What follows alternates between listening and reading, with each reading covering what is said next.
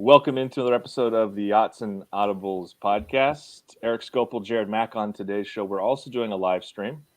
Folks who are listening on the podcast, we will do our best to remember to read the questions in the live stream on the show because I know I've seen some comments about us not doing that, and that is makes it difficult for those just listening to the audio version of it. So we will work on that.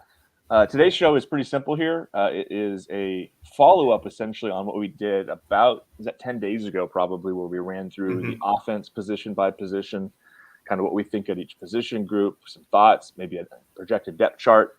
I do the offensive depth chart. So today is sort of Jared's day to shine through with his defensive picks for who's starting here, who's starting there. Jared, is there anything else you wanted to say up top just on kind of what we're doing today, or should we just jump on in with the defensive line? I guess it's just a two deep projection, so it's just the starter and the backup. We both didn't dive into who's the third string, who's the fourth, if there's a walk on involved. It's just the first two guys at the top, and it's pretty arbitrary at this point. There's there's no spring football. There's just guys on paper right now and guys who played last year and are returning. So it's a bit difficult to predict at some positions, but I feel confident. I felt confident about your prediction as well on who was going to be the biggest position battles of like offensive line, or for me it was like the safety room. So yeah, it's just two people, two guys, two boys, giving our opinions, two men, and then there we go.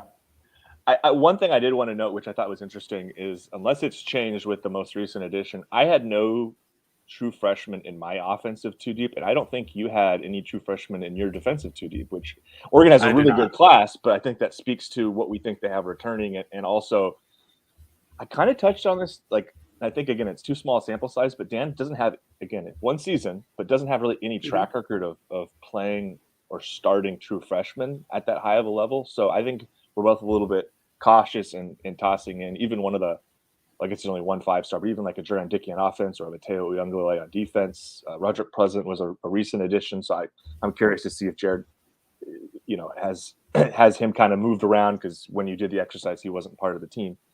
But we're going to start on the defensive line. We're going to kind of go the way you look on a defensive line, linebackers, corners, safety. We'll kind of go present it that way, and then the second part of the show, the back half, we will jump into the chat and answer some questions. If you want to keep them on the defense, that's great. We'll probably start there. If you have questions bigger than that on other topics, we can dive into that. Probably go for about an hour. So let's start on the defensive line. I am putting our banner up.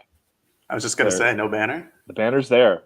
Who will start along the defensive line, Jared? Okay, run through what you have on your depth chart, and I will work really quickly here to try to get your whole story linked into the YouTube comments. Go for it. You want me to send you that link? Because I got it pulled up. I needed it pulled up. Do that right now. Deal. I will send that as I'm talking about it. So I'm going to start with defensive end first. This one, no brainer. I got Brandon Dorless starting with Trevin Mai as his reserve. I'll just go through it and then I'll hop into explanations. At nose tackle, I had Popo or Taki Taimani starting. Defensive tackle, Casey Rogers with Keon Ware-Hudson first off the bench. And then the edge, I have Jordan Birch with Mace Funa coming off the bench. For defensive end, no brainer. Brandon Dorless coming back. That's where he played all last season. He was Oregon's best defensive lineman. He needs to play back there because I like the idea of having him as an inside interior guy, or sometimes playing out on the edge, and then having the offensive line having to worry about him, and then also having Jordan Birch worrying about coming off the edge. Nose tackle was difficult. Jordan Riley is gone. I don't really think Oregon has somebody of his size anymore on the roster, except for maybe Sir Mel's. I'm not 100% sure what.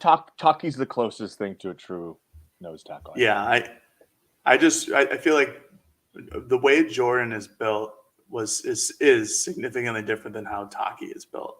Like I don't know what or how Dan and Tosh like to run their defensive line, but I think last season when Jordan started and was the starter of the entire season, specifically against Georgia, I think that kind of surprised us all. It's like, oh, they want to run two deep or two big guys here, him and Casey Rogers. So that one was a little bit difficult to predict, just because I don't know if they want Popo to be the every down guy, or if they want Taki to be the every down guy and just have Popo come in on pass rush, because that's where I think he's better at. But regardless, I think both of Well, those guys should get a bunch of playing time. and just my thought on Popo being difficult is we didn't get a real clear feel of how the staff likes him, like Right. positionally. So Yeah. he could very well play the same position Casey Rogers plays, and he could be competing there as opposed to nose tackle, which would totally throw not the entire thing, but it would change some of the It would interior shake it up. rotations. Yeah, so Yeah. that's a thought I've had too. I don't know exactly where Popo fits in this defense just because he hasn't been healthy enough to play it yet. Mm-hmm. And then Rogers obviously is starting, and then Keon Ware-Hudson, who might work his way into that nose tackle position and that starting role as well, and against Popo and Taki. I just had Keon behind Casey because that's what was happening last season, and again, this early of a projection is difficult, and I just went with what I knew best and what is probably, as of today, correct, quote unquote. But Keon, I think, is a guy who could vouch for starting time. Casey had a really good season last year. I think he was kind of an unsung hero kind of guy. His production wasn't crazy, but it was better than any season Popo Amabai has had, or right at that level. And people like to talk really highly of what Popo is capable of, and Casey Rogers just did that last season. So I think that he's a really solid defensive line personnel, a really solid starter. I think he helps out the defensive line a lot. And then we'll move over to edge position. Jordan Birch, clear starter. I mean, that was an issue all of last season. DJ Johnson had his moments for sure. Jordan Birch is just a much better player than DJ Johnson. And I mean, zero disrespect to DJ Johnson, because he's a lot of fun and he's a good player in his own right. But Birch, especially going against Pac-12 offensive lines, which aren't great, I think that's a clear mismatch for Oregon. And it's a guy who's 6'6", 6'7", 275 pounds, gets after it quick. He's dominant off the line of scrimmage. He had 40 or 41 quarterback hurries last season, which would have tied or was second place on Oregon's roster or would have been second place behind Brandon Dorlus. Yeah. You add those two guys together, I have no reason to believe that Brandon Dorlus wouldn't play as well as he did this past season. That's just a really good 1-2 combination. And then Mace Funa coming in behind him is a really good backup, because that's been a guy who's a starter for most of his career. And I get excited thinking about on pass specific downs about how you can rotate and what kind of options you could theoretically have here of, okay, maybe you have Birch put a hand down and replace Dorlus at end, and Dorlus slides over to a defensive tackle position where he's played before, and you get Mace Funa replacing Birch for, I don't want to say more speed necessarily, but maybe a little bit more versatility. What's that? Oh, I was going to say, I think that's where, I think in that case where it's like a 3rd and long and you really just want to get after the quarterback, I think that's a case where you might see your first true freshman on the defensive line with Mateo Uyunglele. I think that he's a much quicker, I don't know if he's a better pass rusher because we just haven't seen him play at the collegiate level than Mace Funa is, but that's a guy who's, really hyped up. He's got a very similar younger frame than that Jordan Birch kind of has. He's a guy who's going to be quicker off the edge than Mace Funa, I think, just initially. But I do like that idea of Dorlus has played interior defensive line for a lot of his career. You can just throw him back in there and move Birch to the edge, defensive end, and just let those guys go free, and then bring in somebody off the bench who's strictly a pass rusher. I think we're going to see them be more multiple in terms of the rotation up front. I thought we saw DJ play more standing than I thought maybe this year. I kind of thought, because going into the year, the talk was about, I think I even asked him, he said something along the lines of it's my choice down to down almost to, if I'm standing, if I have a hand down. We didn't really see as much of that. And again, I'd have to go rewatch the season, and maybe I'm missing some sequences, but just kind of felt like he played pretty statically, like one position. I think there's room to throw more looks out there. And a guy like Birch has the versatility. A guy like Dorlus has the versatility to play a couple different spots. I mentioned Mace just because he's the logical number 2 at edge or outside linebacker, depending on what they're playing. But you're right, like a Mateo could be a great fit off the bench there on a specific pass down. That could be a role he could maybe have early on. in his career. So no, I've been pretty high on this group. I think this is the group, just to kind of continue it now that we've gone through some of the two deep stuff. Like I think it was a big win to have all of these guys come back up front. Like there was a time I remember sitting in a barbecue joint with Matt and James Crepia down before the Arizona game, and James and Matt and I were kind of going like, gosh, they're going to be in trouble on their defensive line because they're like, yes. Dorless is going to be gone. Rogers is probably gone. This guy could be gone. Is this guy, does Taki really want to stick? Like all of these things we were talking about, and basically everybody who was hypothetically leaving has come back. And so you've got a group.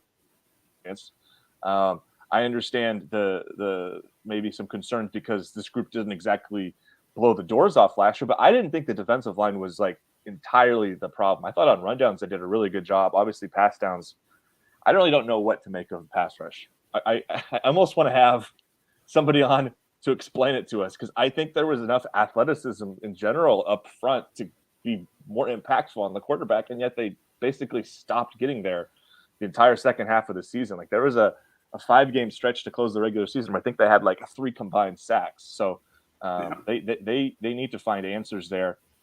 They've added Birch, who should help. We've talked about it. There could be a cumulative effect. He might take some attention away from other guys that can allow Dorless to get home. But they definitely need to be better here. But I remain optimistic.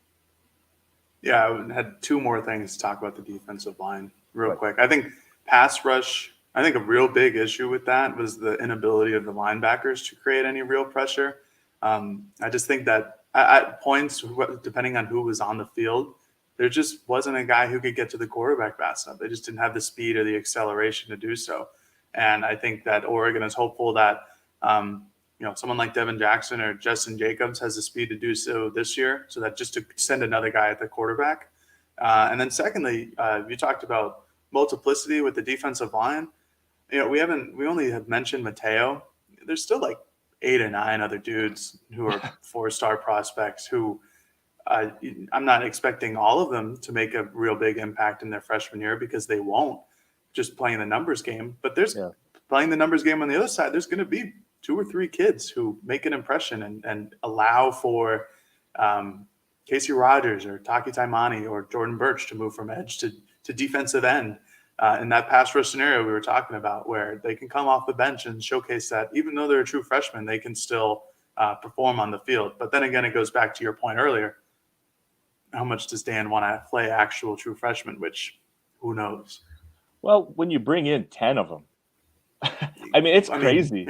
They have 10 true. I haven't done this exercise. I would imagine this is the most defensive line / edge prospects. I think it's weird because the edge was formerly looked at as an outside linebacker, so it would have been grouped differently in previous years, like 3 or 4 back. But 10 is a huge number to commit to one position group, especially defensive line, where it's like it feels like usually you're looking at maybe 4 to 6. They clearly wanted to overhaul there.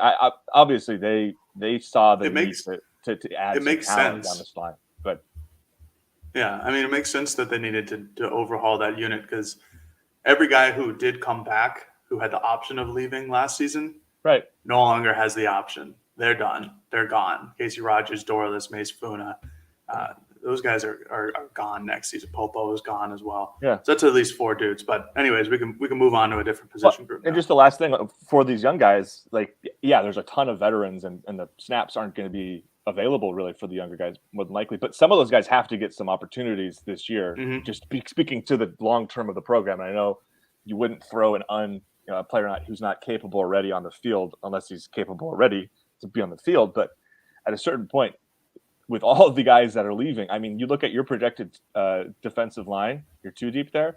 Yep. But almost all of those guys could be gone after this upcoming season. I mean, Dorless, Amavai, Rogers, Funa, Taimani. That's 5 of the 8. That's 5 of your 8 with Keon, Birch, and Ma'ai being the only back. I don't think it's any guarantee Birch. All 8 of them could be gone. Yeah. So, like Ma'ai could transfer. Keon could have a great season, go to the NFL. Same with Birch. Like, they could all be gone. It's similar to what the safety room was last year.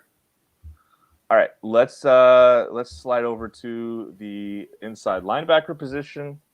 I've got a new banner at the bottom of the screen for those who are on the live stream or watching it on YouTube after we finish recording. Two positions here, Jared. One returning starter in Jeffrey Bassa. Do we like him to start next season? What's your breakdown here? Sure. So there's the Mac and the money linebacker. The Mac is your traditional Mike linebacker. He's a quarterback of the defense. He's more run heavy, stops the ball at the line of scrimmage type of guy, can come off blitzes. And then the money linebacker is really just it's a new-ish type of position. It's happened in the last 5 or 6 years. It's more of like a bigger corner safety or a bigger nickel safety. It's just a bigger dude who could still cover and go east to west on the football field. With that being said, my Mac linebacker starter is Justin Jacobs, followed by Keith Brown. My money linebacker is Jeffrey Bassa, followed by Devin Jackson. And I don't know what else there is to talk about. Just because there's, Justin Jacobs, who is a legitimate linebacker prospect at Iowa before he got hurt. You have Jeffrey Bassa, who has the most experience on the team coming back to the linebacking room. Keith Brown had a really good San Diego Credit Union Holiday Bowl at Petco Park. But that's it, man. I can't say he's going to be a starter because there's unless we see him just improve tremendously on the field during spring camp, that he's just going to be a backup. But he's going to be a good backup, is what I'm saying. And then on the money side with Devin Jackson, that's all projection. There's no clear cut, hey, this is your backup money linebacker. I just picked Jackson because he's the quickest, maybe the quickest linebacker on the team, just to his speed coming out of high school. I don't know how many snaps he got in this last season, but it must have been in the 10s or 20s of snaps. He rarely played, he played the first 4 games on special teams and then didn't play any of the rest of the regular season and then played in the bowl. Right. So. And barely played in the bowl too. Yeah. I was expecting Devin Jackson to be some revelation during the San Diego Credit Union Holiday Bowl at Petco Park, and then he just never played. It was all Keith Brown. Not that there's anything wrong with that, but and then you still have Harrison Taggart, who I think is more of a Mac linebacker than a money linebacker. Jerry Mixon is an incoming freshman. Connor Soule played this kind of weird nickel safety linebacker role at Arizona State. I don't know where Dan and company would like to play him this season.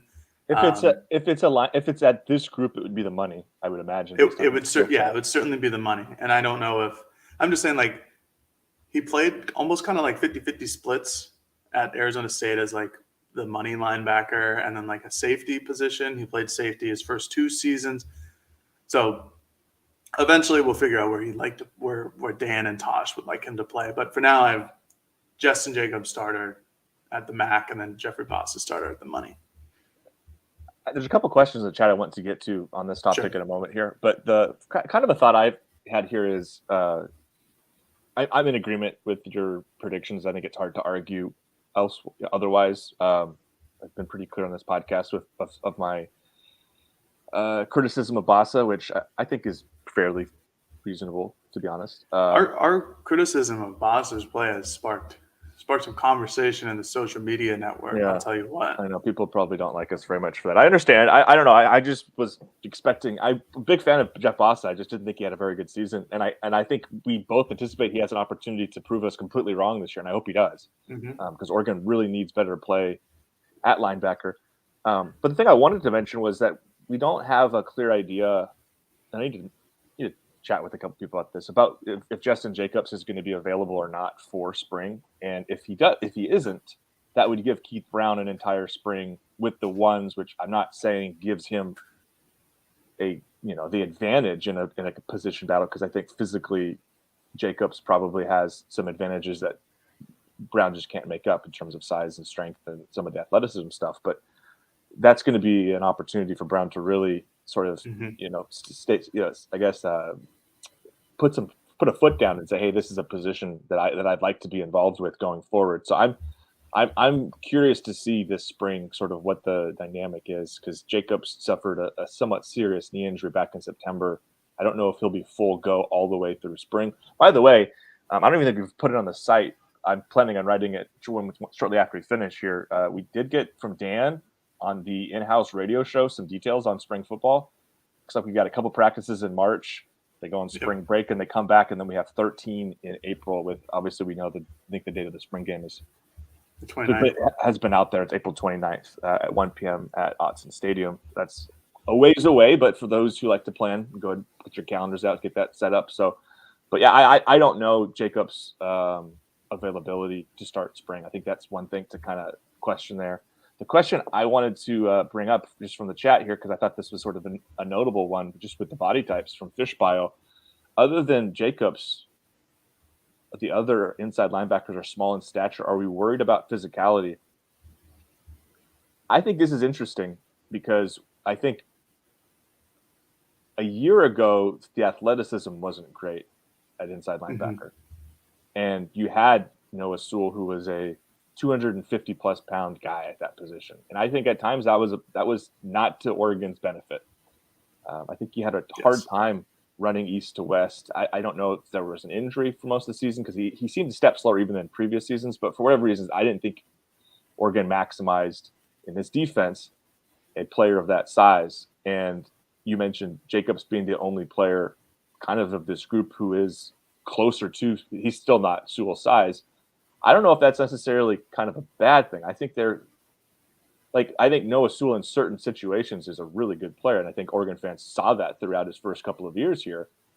I think by finding more players who have a little bit more explosiveness and general athleticism, I think that's pretty intentional based upon what we've seen from Dan Lanning defenses at Georgia, which is why adding the players that they've added since he's gotten here, the Devin Jacksons, the Harrison Taggart, Justin Jacobs, Jerry Mixon, those guys all have pretty darn elite athleticism for their position, but none of them are. And I know Jacobs is about 6'4", 245, so he's certainly bigger. He's a big boy. But the other three guys are all smaller in stature, certainly than a Noah Sewell or I know Justin Flo dropped like 30 pounds or whatever over the course of his career here. But when Flo got here, he was playing closer to 240.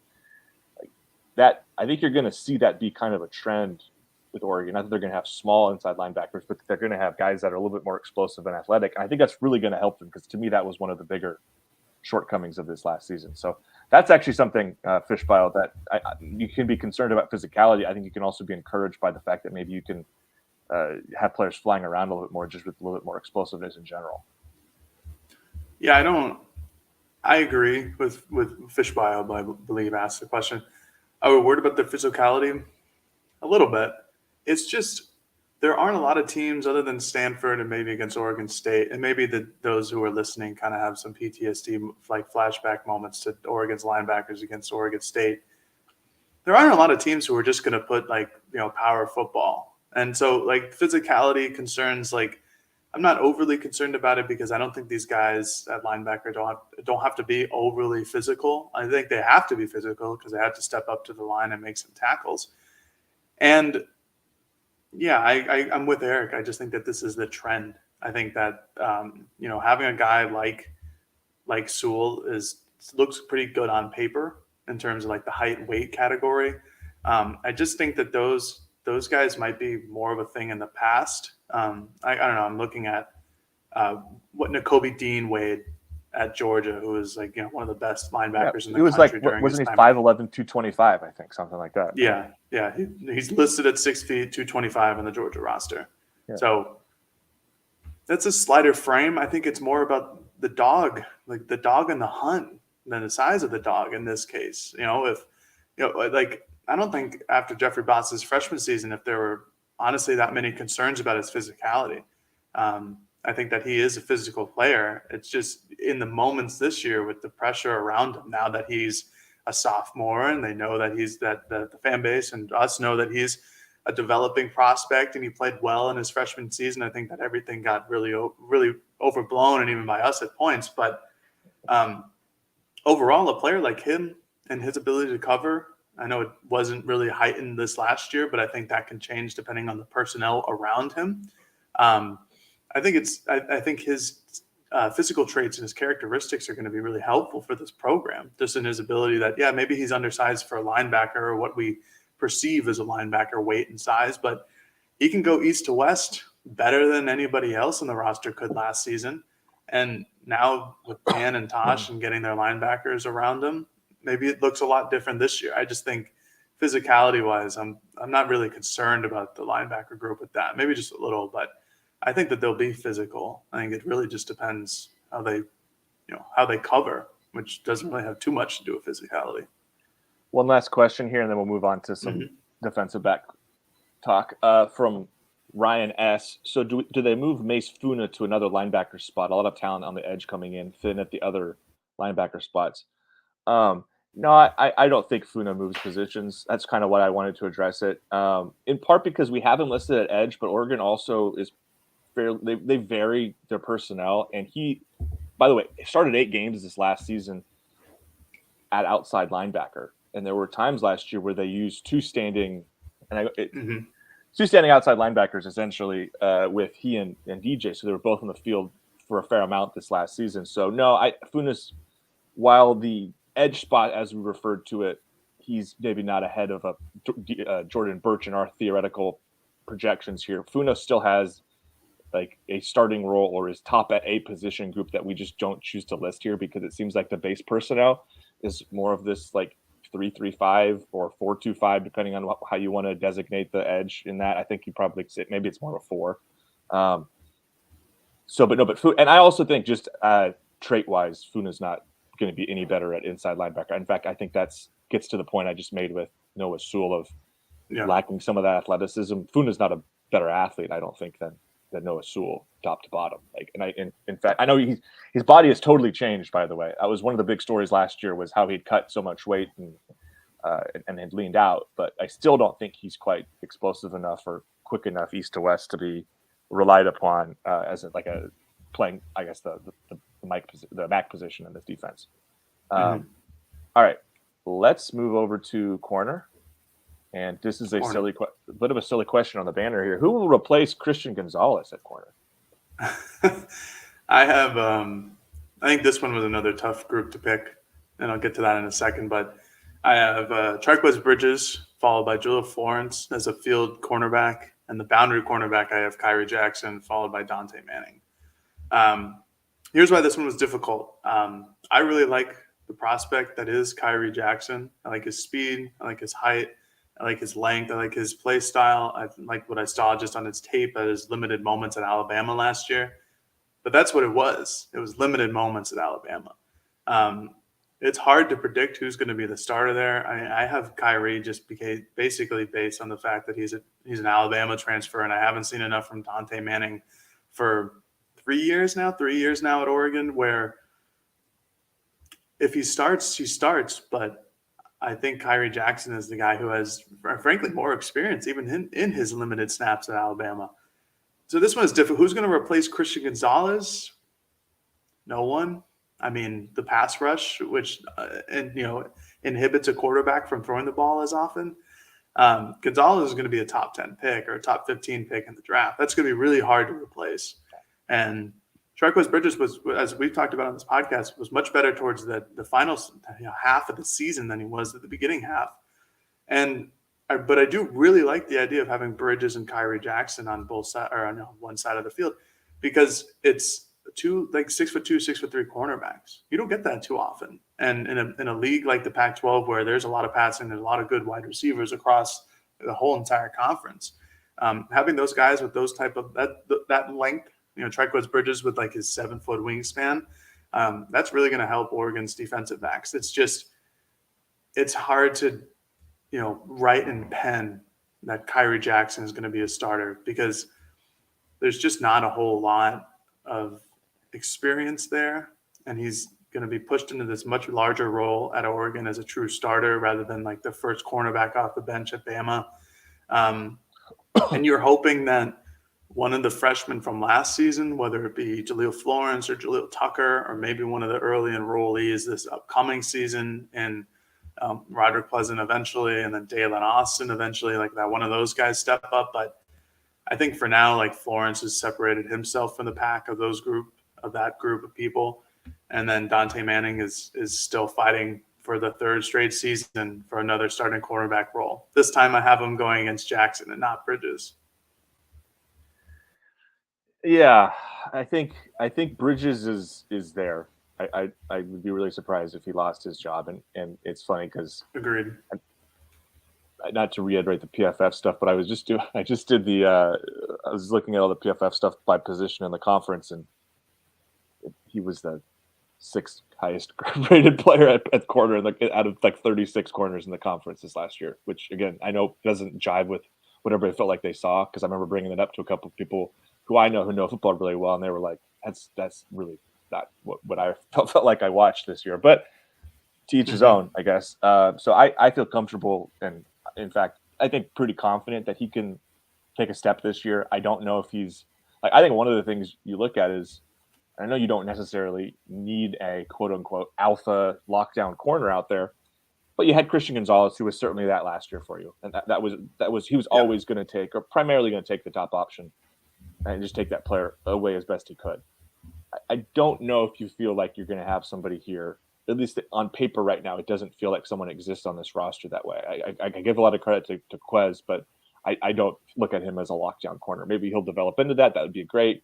I don't know about Kyrie Jackson. I don't know about Dante Manning. I stand with the Dante Manning. At some point, I just feel like it's going to click, and I hope it's this year. But it's at hard. One point, man. Yeah, because he's really gifted athletically, and he's had moments in games. Actually, I thought all the corners played pretty darn well against Drake May and against North Carolina in the bowl game.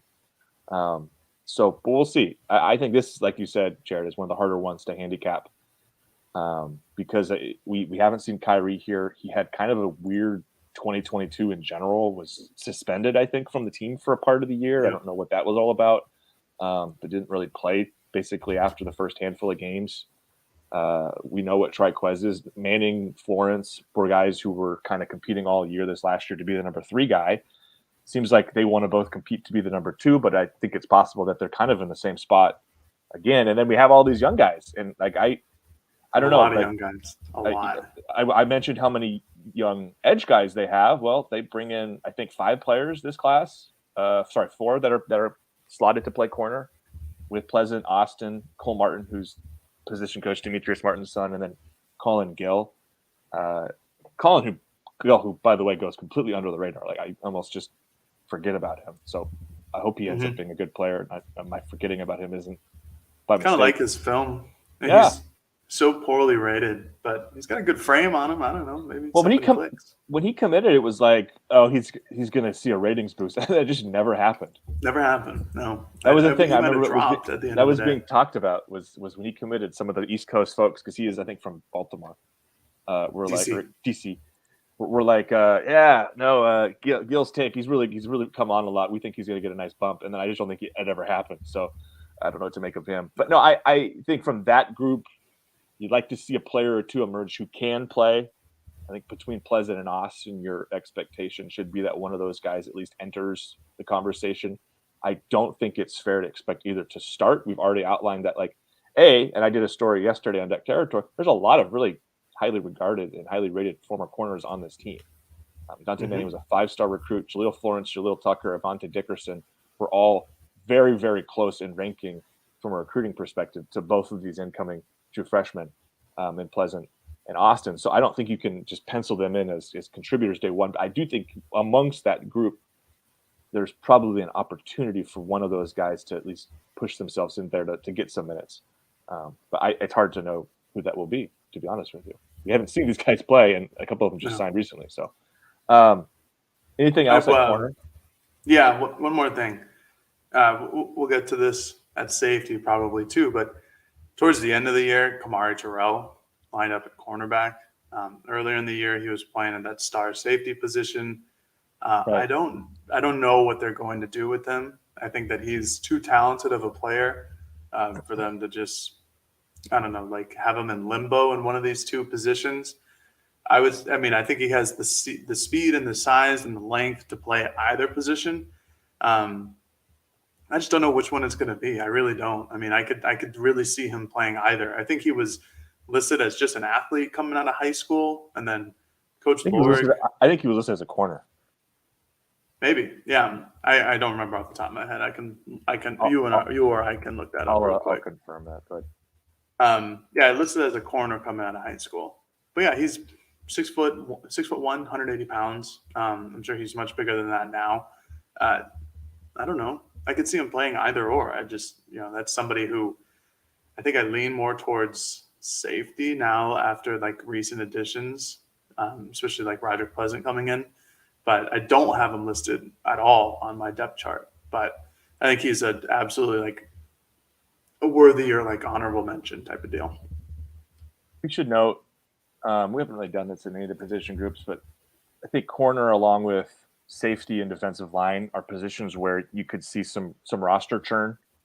Just Mm-hmm. from a numbers perspective, like we haven't even mentioned Darren Barkin's name. He's back with the team. What do they have? Avante Dickerson. They have 4, 5 if you include Kyrie Jackson, incoming newcomer corners this year on scholarship, and then they return what's that 6? So there's 11, and that doesn't include Kamari Terrell. It's 11 or 12 scholarship Mm-hmm. corners on the roster currently. I would be maybe a little surprised if that's the number they have when they play Portland State in September. It seems like a It's a guy or lot. two too many, and uh, there are certainly like between the guys that that are returning. I don't think you expect any of the newcomers to leave. That would feel strange. But Mm-hmm. Avante Dickerson, Darren Barkins would both be this. These will be their third seasons, and neither of them have really been able to carve out much of a role. So I think those would be the players that I look at and say that would make sense if they were going to leave. All right. I think we'll move on to safety here, and then probably the last 20 or so minutes we'll just be answering questions. So those who've been holding questions, go ahead and send them. Those that have asked questions already, we'll probably go back through and see if we see anything else we're talking about. But on to the last unit on defense, the safety group. We include that nickel star safety, whatever you want to call it, in this group. So we have 3 players, or 3 positions, I should say, to talk about here. Weirdest position group for me defensively, just to predict. I think it's the hardest. It's hard. So There's just a lot of dudes. I went through this exercise. There's a couple that are no brainers. There's really just honestly, there's really one to me that's a no brainer, and the rest of it's kind of like I don't really see. So where'd you land? I'll go with the no brainer first. I have Tysheem Johnson starting at star with JJ Greenfield as his secondary. That's kind of where like the Kamari Terrell talk or conversation comes into play. But then I have boundary safety. I have Jamal Hill starting with Steve Stevens as a backup. And free safety, I have Evan Williams starting with Brian Addison as the backup. So, I mean, last year, Jamal Hill played a lot of free safety. And this was after a fall camp where Coach Joe Lorig, who's also the safeties coach, mentioned that he and Bennett Williams will be splitting time at star or at that safety position. And the splitting time just never really came. Like Bennett Williams played the entire year. He finished the season with the most snaps on the team on defense at 787. He was the star safety. And in turn, Jamal Hill played free safety. I like Jamal Hill more as a boundary safety than anything else. I just think his coverage skills are better. And I really like Evan Williams' film as a free safety. Could they switch? Sure. Why not? Could Brian Addison start? Sure. I'd love that. Could Steve Stevens start? Sure. He started most of last year. So that's the issue with this position group is that, you were going into the last season of 2022 where you could have 4 of your 6 safeties leave, and Stevens and Hill and Bennett Williams and Brian Addison. They all could have left. Bennett Williams had to leave. He was at eligibility. But now the other 3 are back. And you bring in a couple safety recruits and Tyler Turner and Cody DeCambra. I don't think that those guys are really going to see the field. You still have Trajan Williams and Kamar Terrell from last year. So those guys are in the depth chart. So what is that? 8 or 9 safeties overall, including JJ Greenfield, even though he's not a scholarship guy. Again, that's another position group. That's a lot of people. And you're kind of wondering at that point, it's like, well, who would leave? And I don't think it would be one of the high or the senior, like the senior guys in Hill or Addison or Stevens. So it might be a younger player who eventually transfers out of there. But there's just a lot of guys who could play. And it's like, could you see this guy playing? Like, yeah, absolutely. He played all of last season. And now he's in a position battle with someone who played all of last season. So that's what I have. But this is easily the hardest one to predict. There's no clear answer to me other than Tysheem Johnson. Yeah, no, the stuff at the back is sort of reminiscent of the defensive line where you have all these guys who had options or choices to make that, and then they just all just chose to come back, which is, again, on face value, I don't think is a bad thing at all. Having starting caliber players return is never a bad thing, regardless of whatever sport you're playing. Like, I don't think, as critical as you guys could be of any of those three players, I think there's reason to maybe levy some criticism based upon some shortcomings here and there. Like, they're all starting caliber players in the Pac-12 and started at Oregon or played a lot at Oregon for a reason last year. So I think it's a good thing they all came back. It just makes it really difficult to do this exercise. And I know none of those players care that we're doing this exercise or care that it's making our life hard at all. But it generally is challenging because, like I said, the no-brainer you mentioned is the no-brainer that I would have said, which is that I think they needed to find a nickel. Taishim is a perfect nickel. I would be stunned if he doesn't start there. There's really not much of an alternative aside from moving Jamal Hill back over there, which could happen. I don't know. But the stuff at the back end is harder. It's really tough because you do have Evan Williams, who I think clearly played at a really high level this last year. They wouldn't have added him if they didn't think he could come in and contribute. Dan Lanning talked about Williams and some of the things he really liked on Wednesday during the signing day press conference. And then you've got your three guys who played or started a bunch of games last year. And it's going to be, I think, really interesting to see kind of what comes out of this. I'll be curious early on in camp, assuming we do get to watch a little bit of practice of just who's working where, what the hierarchy looks like, if we get to learn any of that. And then to a question I've seen, we've talked about it on our show, but we can kind of reiterate, and I'll pull up right now from Ryan Robertson. Seems like there's a logjam at safety. Any hint that one/some of the older guys might transfer after spring ball? No reporting on that. No whispers or rumblings of that I've heard from anybody, but I think logically it makes sense to ask the question of whether that could be a thing that happens. Oregon, as we've said already, I believe the number is it 91? That's where we're at. I'm the worst somehow at remembering. I'm good at remembering most numbers, but scholarship numbers I'm always wrong. It's not going to matter eventually, so you're fine. Like they'll I'm get under 85. Well, just for podcast perspective, yes, of wanting to give accurate information of the accounting of scholarships. Somebody at some point, we're going to have to hire. I guess my dad's a retired CPA, so I know who to call. But we need to get like a scholarship accountant who's just going to sit there and crunch the numbers and how it all works, right? But they do need to move down, and it would make sense for a player from this group to theoretically leave. You could also argue, hey, is it a bad thing to have just a bunch of older veteran guys out there and who could compete and in theory have some different skill sets? Like, I could kind of see it either way. But regardless, I think this group remains one of the ones I have the most concern for on the team. I thought this and inside linebacker to me were probably the two biggest weaknesses this last year defensively. So we'll see. I think it's clear that there was a thought of we need to improve this position. That's why they added two kids from the portal who were scholarship starters at their schools and pretty high level players. Now you kind of see how everything shakes out. And if there is a little bit of roster turnover after spring, I think everybody kind of is understanding that would make some sense for a guy or two to make that decision. Damon David is another name. I don't know if you mentioned much of a guy who I just keep thinking talented guy, was always been high on him. And I just don't know if he has a role. And I don't think either of us had him in our two deeps, and a guy who probably also makes sense to maybe take a look. He looked last year to transfer, ended up coming back. We'll kind of see there. So anything else on safety or in general for this exercise you wanted to hit on, Jared? Well, I was going to briefly, or at least try and briefly answer Ryan's question about, if there's any hint on who might transfer out. No hints yet. I have a hard time imagining that it would be somebody who is an upperclassman on the roster. Like I said earlier, like I'd have a hard time seeing Jamal or BA or Steve Stevens, transfer out after 5 or 6 years with the program. I would imagine it might be just a younger guy. Maybe it is David. Maybe it's, I don't know. I don't really want to name names here because, I'm just naming names to name names. I don't have any intel on who's transferring out. It could be David. It could be JJ Greenfield, who finally gets his scholarship slot from some other program, which would be great for him.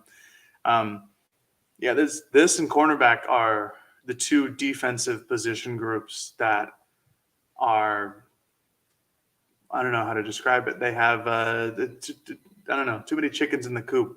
I really think like there's a lot of dudes. the most fun outcome for this is JJ Greenfield has like an unbelievable spring and they have to put him on scholarship. That would be Oh, dude, I would love it. I think but that would Greenfield's just kind of because good. no, I'm not arguing that at all, but just the fact that we're all like kind of biting nails of scholarships. How many scholarships they have? And then if they had a guy on the roster, it's like we got to put him on scholarship. He's too good not to. It's like shoot, now we have to cut another person to move on from. Obviously, I don't know, man. Might be worth it in the end. Who knows? Yeah. JJ Greenfield. This is a JJ Greenfield podcast now. All right, let's go to the chat for some questions. I'm going literally timeline down, so the questions I see, I'm going in order of when they were asked. So we're going to hit these for probably about 15, 20 minutes. Please keep asking questions. Yeah, keep asking them. We'll just keep running through here. From the Sturdy 21, do you think they will hire someone to be the new pseudo inside linebacker coach to replace Jake Long, who, by the way, just took off to Alabama, where he, I believe, went to school and was working previously. So tough call. Good for Jake going back home.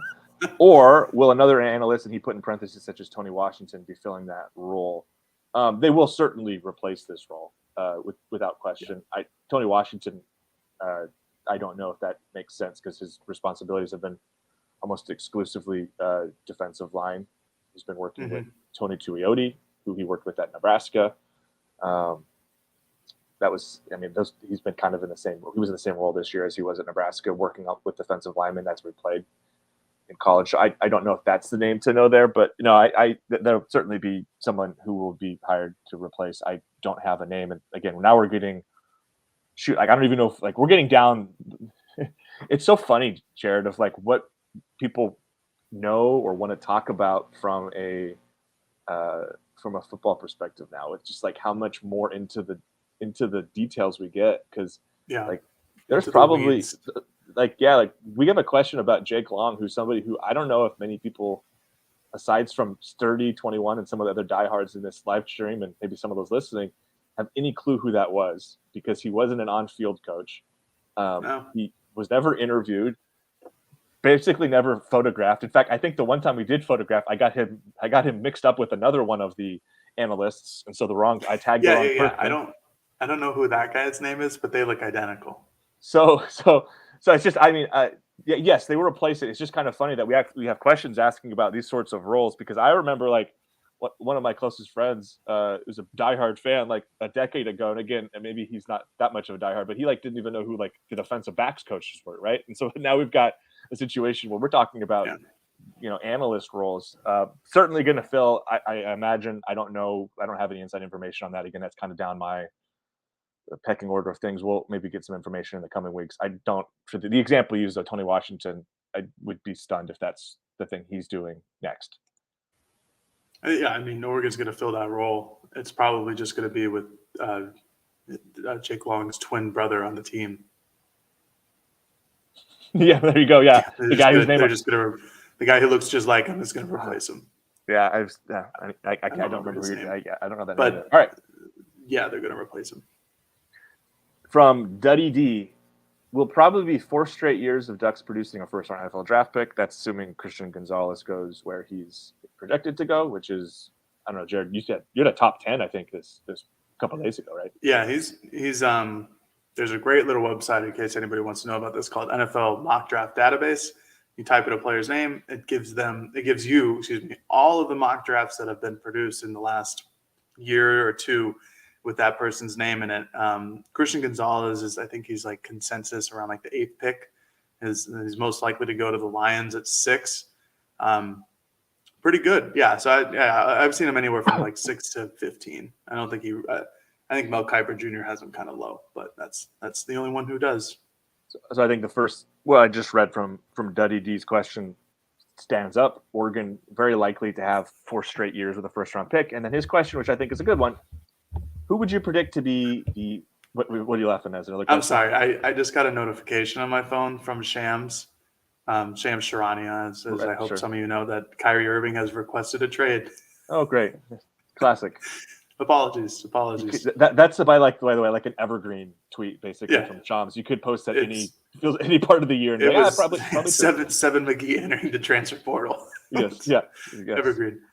Anyway, I think the question here that I liked was who could be the fifth, and then he also has a question after it that I don't know if we want to touch, but also over under 300 points allowed by U of O's defense this season. I don't know how many points they allowed this last year. Well, I was just trying to do the basic mental math. They played 13 games, so 13. They had 300. What is that going to be? We're doing sports reporters trying to do mental math, like 26. It's a terrible idea. Like 26, is that right? Something like that. Points. 26 points a night. If you're playing 13 games to get to 300, I don't know. I might be totally off. I have no idea. I was just gonna look it up and let you know. It's got to be less than that. 300 points. This is terrible podcasting. We're trying to do math. Jared, you tell me what that point per game threshold is, and I will make a prediction on who the fifth consecutive first round pick would be. Unless you have an 300 divided by 13, it's 23. 23.1 if you round up. 23. So. I was a little high. Yes. Over. 23 per game. Oregon last season was 27.4. And they don't face offenses are really anybody easier on offense. The offenses are better this year, though, is the problem. Yes. You take out the Georgia game, where, of course, they gave up all the points. A million. So that will help because I don't expect Texas A&M scores 1,000 points in that game. They could. Tyler Shuck revenge game. Yeah, we said that.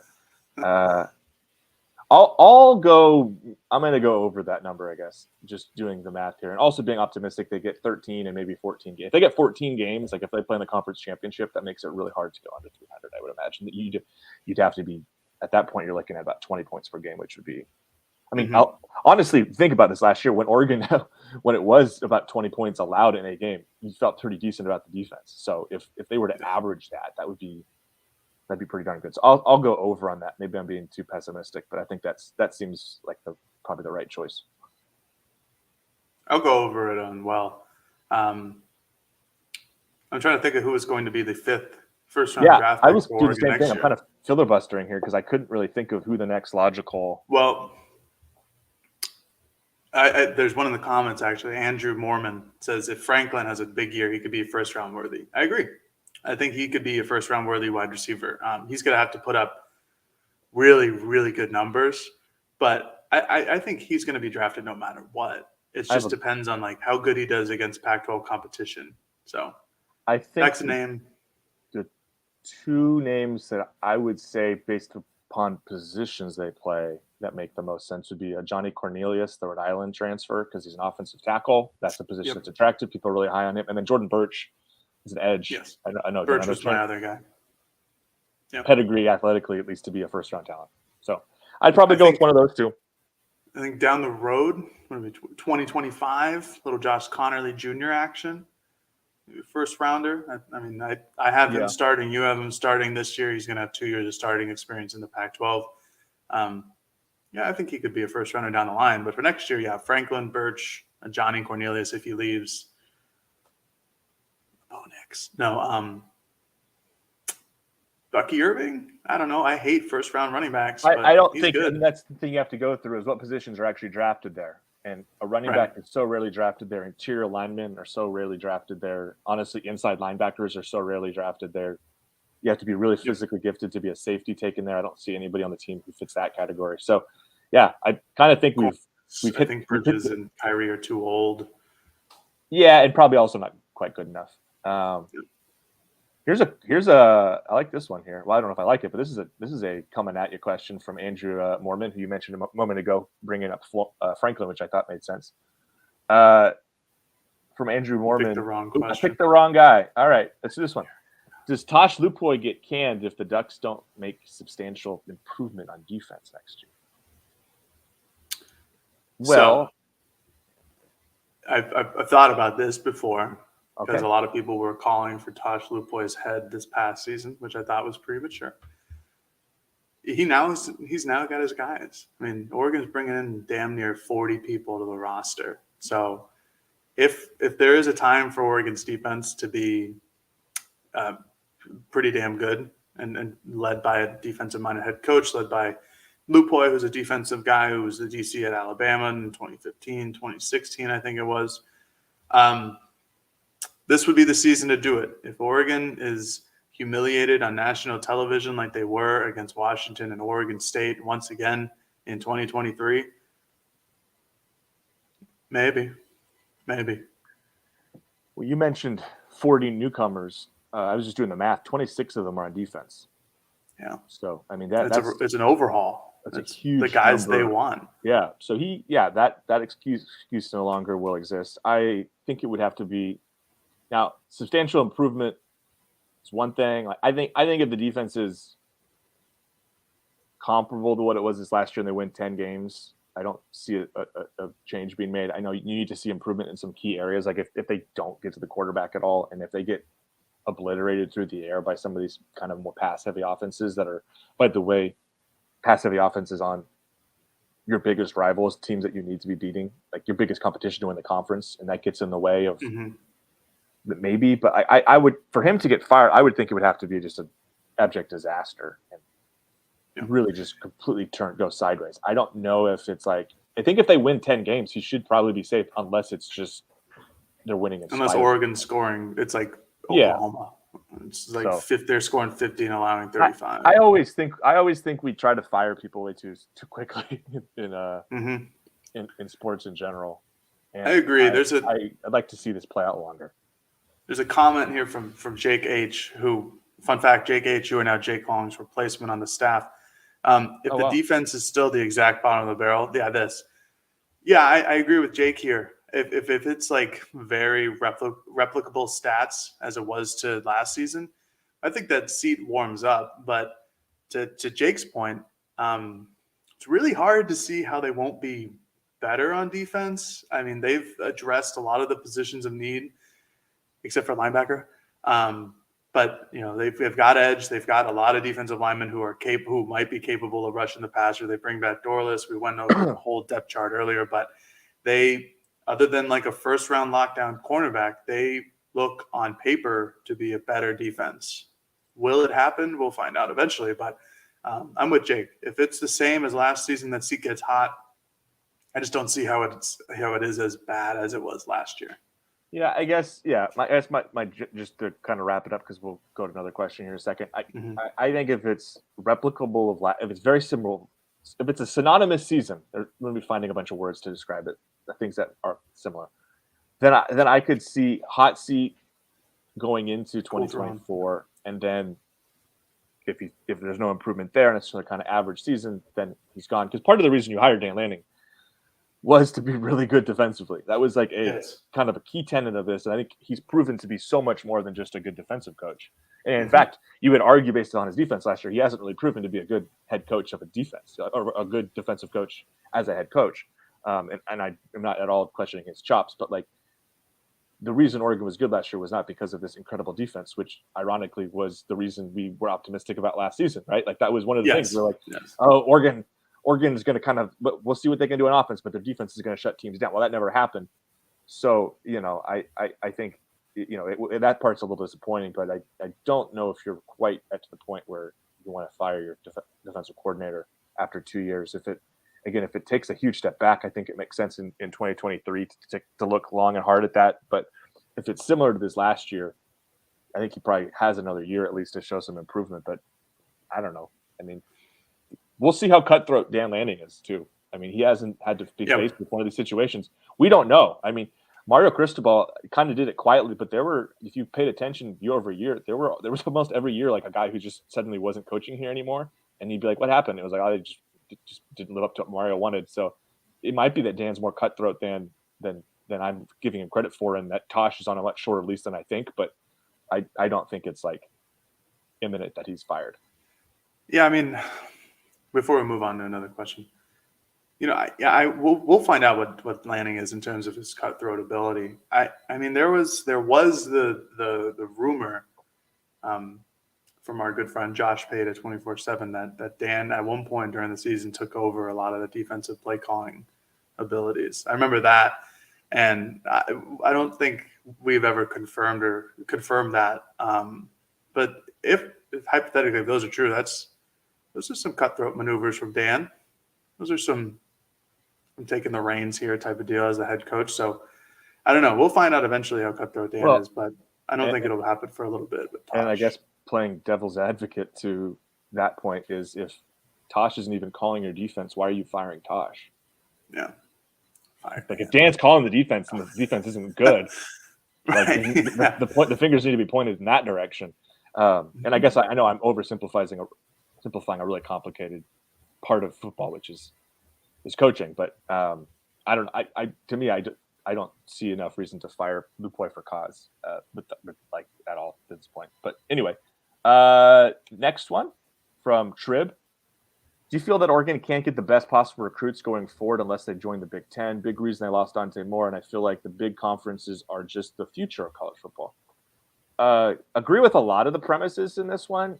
I think I've been really impressed by how well Oregon's recruited right now, and I know part of that is because we're still in this realm where the USC UCLA departures are kind of tangential, and I say that to mean like they're still playing in the conference, and to a recruit you can tell them we're going to be in the Big Ten, it's going to be better, blah blah blah blah blah, but the recruit doesn't really know what that looks like, or the coaches can't either in terms of recruiting that, of like what does that actually mean or feel like. You can pitch it, but you can't exactly show it right now, right? You can tell them about it, but you can't show it. So I am surprised and impressed even that this class, like Oregon beat USC, heads up for Roger Pleasant. They beat USC for a number of other recruits. They finished higher than USC in prep recruiting this year. So like, I do agree that I don't know if the big reason they lost Dante Moore was because of the Big Ten move. I don't know if that was ever something he came out and like really said. But I do think that the last part is true, which is the bigger conferences are what the future of college football will be. There's going to be a time in the not too distant future where I think there are going to be 3 to 4 power conferences that are probably comprised of about 15 to 20 schools that matter. And I imagine Oregon will be there.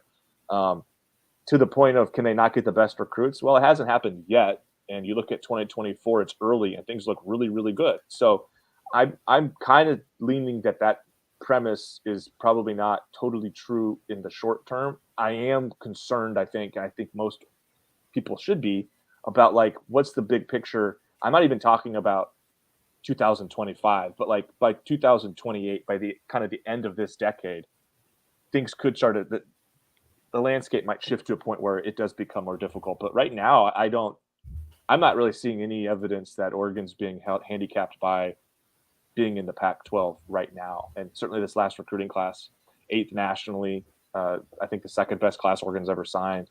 Like, it's kind of hard to argue like, oh yeah, they're not getting all the guys because they're in the wrong conference. I haven't really seen that come up with too many guys, other than, was it Micah Benuelos or Alani Noah, one of those USC offensive linemen? I think it was Benuelos. And then like Chris Steele, remember that name a couple years ago? Yeah, but that's like a kind of a different element. I know what you're getting. He's like, oh, the Pac-12 refs are. Yeah, but that's a different thing. Right, but I think the overall point that I want to make is like, the kids don't choose a conference to go to; they choose a school to go to. And for the Dante Moore thing, I don't think it's been reported. I don't think he's come out and said that was a reason as to why he picked UCLA. I'm sure it helps. I'm sure it's really nice to play at your hometown or within the vicinity of your parents and your family coming to a game. I don't think it matters that much. I really don't. And I remember we talked about this a whole heck of a lot when all the news of USC and UCLA leaving happened. We had, I think it was Brandon Marcello. It was either Marcello or Huffman came on the show and was like, yeah, no, like guys don't pick schools based on the conferences they play in more often than not. Like playing in the SEC would be great. And I'm sure a lot of guys do have that in the back of their brain that they'll be exposed to better competition. But at the end of the day, most of these kids theoretically choose because this is the school that fits them the best. This is the relationships that fit them the best. This is the program that fits them the best. This is where they want to go to school. NIL certainly has something to do with that now. I just never thought that the idea of somebody making a massive decision like that based on the conference they were playing in, because conferences can come and go. You look at the Big Ten this last season, sure, they get Ohio State they get Michigan and Ohio State into the college football playoffs. That's fine.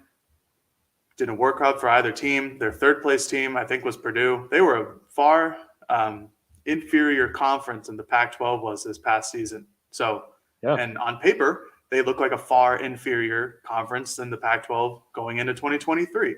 So it's gonna like these questions are gonna come up because USC and UCLA are making this big deal about how the fact that they're like the chosen programs to go to the Big Ten. And yeah, I mean, if I were the Big Ten, I would want those programs as well. They give me the most amount of money. I would also want Stanford and Cal because that's a bigger TV market. If I'm just about money, we'll see how they do in the Big Ten. I don't like the prospect of how they do in the Big Ten. I think that's going to be quite a wake up call for a Lincoln Riley team that hasn't played defense in 6 years.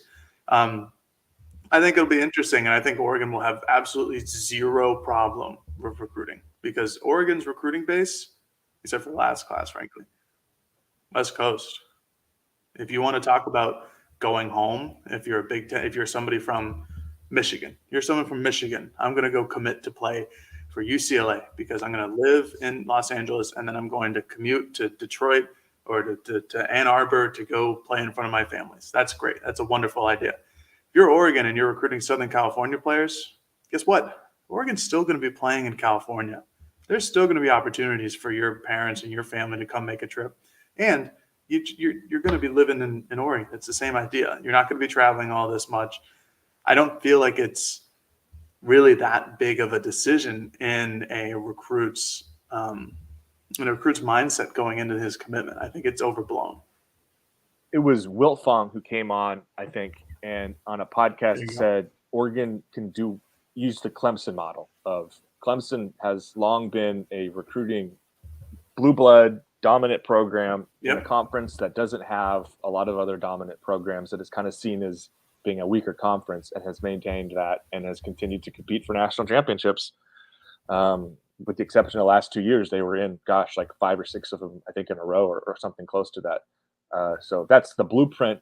I remember that Wilt Fong kind of mentioned with Oregon. And then, I mean, I've been kind of, obviously for professional reasons, but also just for kind of my own personal enjoyment, watching and listening to podcasts about recruiting and kind of how Oregon did. And the consensus, Oregon had a really good class, and there's no reason to expect them not to recruit really well over the next couple of years. I think it was on the Cover 3 podcast, I'm trying to remember who actually said it, might have been Chip Patterson, that the expectation should be Oregon's a top 10 recruiting destination every year from a class perspective. So we'll see if that holds up or not, but I don't think there's reason to get too down on the things. And I think you have to look pretty far in the future to be kind of pessimistic. I'd say 28, 29, somewhere in that range, where if the Big Ten is proven to be, a completely different, if things really separate, then you may have some concerns to have in 4 or 5, 6 years, but not right now. I'm concerned about Oregon from a program perspective, not from a recruiting perspective in terms of this Big Ten move, because being stuck in the Pac-12 might really hurt them without USC and UCLA. Absolutely. Yeah, but that's a different conversation. Going to do a couple more. This one is not a long answer for us, but just a suggestion for our content purposes from Nolan Drubbing. Is there any way that you could have other Pac-12 schools 24/7 beat writers on during the offseason? A lot has changed, and I'm interested in seeing if Washington and USC made any changes. We can certainly try to get a variety of guests on here. I think that's one thing we're aiming to do this year. Our plan for the offseason is to have a pretty standard structure of Monday a mailbag, Wednesday is going to be a guest of some sort, Friday being a live stream. So that's kind of what the plan is. So those Wednesdays, we've got some things planned over the next couple of weeks, but when we get into May and June and July, certainly where, you're kind of looking at slower months, I think we can try to get somebody on there. No guarantee if we'll have Washington guests on. That's I would say that. No comment. All right. Do we have any more questions here? I don't know if I see anything else actually. Now that I'm scrolling. Let me give a look here. Oh, here's one. I guess I found one question, and then if you find another one, we should wrap it here in a little bit. But Darius P asked, "Do you think Oregon can win a Natty if they keep losing coaches every year?" Yeah, I'm not all that concerned with the coach turnover. That happens everywhere. Look at Alabama; they compete for national championships, and they have to replace their coordinators every year and continue. I mean, honestly, they have to do it again this year. I was gonna say, if you haven't done the exercise, go look at the offensive coordinators and defensive coordinators Alabama's had since 2010. Just go look at it and how much turnover it is. It's almost annual. There's like I think Yeah, there's it really been a is. couple of guys that have been there 2 or 3 years, but that's like the longest anybody holds that. Tosh, in fact, was one of the guys who was there the longest for 2 years, I think, as a defensive coordinator. It's just there's constant rotation. So no, I'm not concerned, and it's unfortunately part of the business, and you'd love to have had more continuity, especially with I think Kenny Dillingham as a play caller. Just having him run this offense, I think the offense you have expectations. I just think the offense is going to be good, but imagine what we'd be talking about now about Dillingham in year 2 after this awesome debut. How good can they be with Nix and all of this skill talent they have? I think we still think that, but it probably the conversation changes a little bit just because there is some uncertainty with Will Stein. But no, I'm not concerned with that, and I think winning a national championship is really lofty in general for most programs. That I mean, there's about 4 or 5 programs that I genuinely think can do it every year, and Oregon's not to that point yet. That doesn't mean they can't get there at some point, but I know the expectation remains national championship or bust for some people. I sometimes think that's sort of an unfair expectation to set. Not that they can't be competing for it, but winning them and actually playing in the college football playoff is something that Oregon hasn't done in almost a decade now. You know, I wouldn't say it's a good thing if your offensive and defensive coordinators stick around for a long time, just because it means that nobody's trying to get them. Nobody thinks that they can go any higher than what they already are. And that's the point about Alabama. And like Eric said, you do the exercise, you go through their offensive and defensive coordinator list. You know, the longest guys are around there for 3 years. Like I think Sark might have been there for 3 years because teams and programs were just kind of honestly like afraid to bring him in as a head coach. Well, now he's a head coach at Texas. He's proven himself. He's a good coach. He had that slip up at USC, but that's what Alabama does, man. They're just a freaking factory in terms of just, look, we're going to find the best talent. We're going to produce them. We're going to highlight it on a national level. Oh, yeah, and we're going to win national championships the year after everybody leaves. Simple as that. You want to have fun? Go look at the 2015 Alabama coaching roster. There's 7 or 8 Power 5 head coaches on that roster, on that coaching staff. It's impressive what they do every single season. But yes, to answer the question, Oregon, if they eventually win a national championship, it will be after some offensive and defensive coordinators leave. I can guarantee you that. Yeah, and just to kind of wrap this thought up and give time, we're probably going to call it a show here unless there's a couple questions that come through that catch our eye. But I think that, you know, the one thing from an Oregon fan base, and I'm not saying Darius is falling into this at all, but I do know there are fans, maybe fans are a little older who get frustrated with all the turnover, in part because it didn't used to be that way. Like Oregon under Mark Helfrich and Chip Kelly, and even back to Mike Bellotti, there was a lot of continuity from Bellotti staffs to Kelly staffs to Helfrich's staff, to the point where you had guys who were on staff as assistants at Oregon for multiple decades, which just doesn't happen anymore. The sport has changed, and honestly, a lot of the guys that, I hate to say it, like guys that had loyalty and stuck around for a while kind of got phased out. And now you're looking at, I think that just the landscape in general with coaches and the way they choose to kind of make choices has changed. And there is much more mobility in general now than there were years ago, in part because I think there's more opportunity in terms of just the number of coaches that you can have on staff. So no, I think you can just expect and kind of anticipate, just like you're going to see. I think you look at like the transfer portal, you go, Oregon's going to lose 2 dozen players every year. And you go, Oregon's probably going to lose 1 to 3 assistant coaches, position coaches, coordinators, whatever, every year. And you just kind of, that's the expectation. I'm sure that's an expectation the staff has. So, yeah, no, I think that kind of ends that one. We'll throw this one as a goofy question as we kind of sign off from Cody Snow. When are the 3 of you getting duck tattoos? Never. Yeah, I'm not a tattoo guy. Not a tattoo unfortunately. person. Sorry, Matt Cody. might be. I don't know if you guys know this, but Matt tatted up. Yeah. Big time tat master. Got a full right arm sleeve. Him and James Crepia, the Oregonian. Big tat guys. Big tattoo people, yeah. I think that's going to wrap it up. Matt can come in here and show you his arm tattoo next live stream. I think we have to make that Make sure to ask him on Twitter about it too. Yeah, that'll make him happy. Ask him about his arm sleeve and ask him about why he has that. What the one on his shoulder means. What does that one represent? I still can't figure it out. Mm-hmm. Yeah, good idea. All right, that'll do it. Thanks those folks here in the stream for joining us, for asking questions. We will be back on Monday with a mailbag. I believe Matt will be back on that show. He is down in Arizona covering Oregon men's basketball. They just lost to Arizona last night. Hopefully better things tomorrow against Arizona State. Women play a couple games this weekend. I will have coverage of that. But we'll be back on Monday to talk a little bit more, I'm sure, Duck football, maybe some Duck hoops and whatnot on the mailbag. But thanks again for listening. I'm Eric Scopel, and this is Jared Mack. Peace.